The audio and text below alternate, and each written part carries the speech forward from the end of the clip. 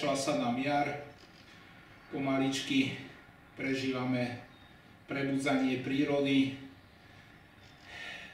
Ako ste si všimli, pomaličky aj ja by som chcel, keď sa trošku oteplí viacej, vyskúšať tie určité testy na tom mojom čude.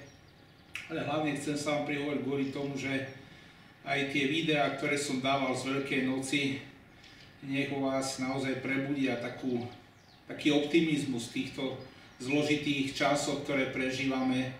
Hlavne vy, ktorí ste veriaci, ten Pán Ježiš, to nie je len nejaká historická osobnosť, to je naozaj skutočne muž činu, ktorý stále zasahuje do dejín.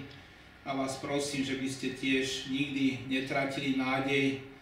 Ako som tu spomenul, aj ja niečo prežívam, ale musíme stále bojovať, ísť ďalej.